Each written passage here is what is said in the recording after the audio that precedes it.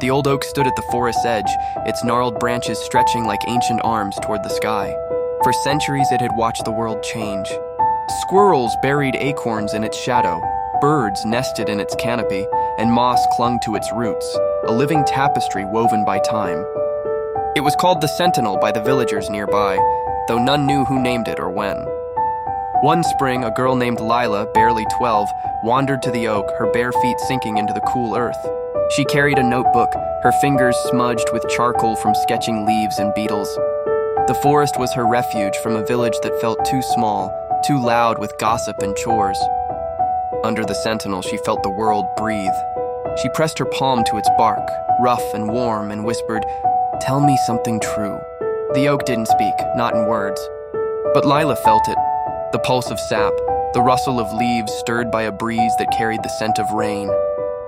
She sat against its trunk, sketching the way sunlight dappled through the branches, each stroke a question to the world she didn't yet understand. Years passed, Lila grew, but the forest shrank. Loggers came, their axes biting into pines and maples. The village swelled with new houses, their roofs glinting where meadows once lay. The Sentinel stood firm, spared only because its roots tangled too deep, defying saws and greed. Lila, now a woman, returned often, her notebook filled with drawings of a world slipping away.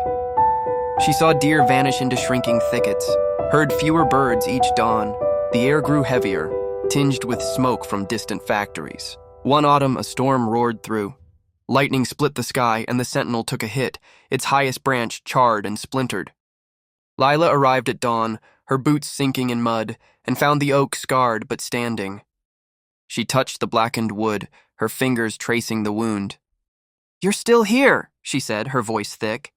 She didn't know if she spoke to the tree or herself. That winter, Lila rallied the village. She stood in the square, her sketches pinned to a board, images of the forest's heart, its streams, its hidden nests. She spoke of the Sentinel, of roots that held the earth together, of a world that could still breathe if they fought for it. Some scoffed, others nodded. A few joined her, planting saplings where stumps bled resin.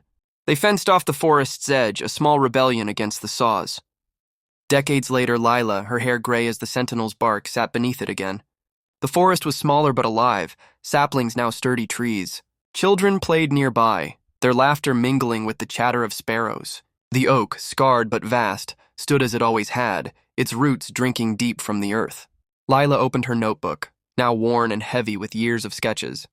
She drew one last time, a single leaf, veined and perfect, caught in a shaft of light.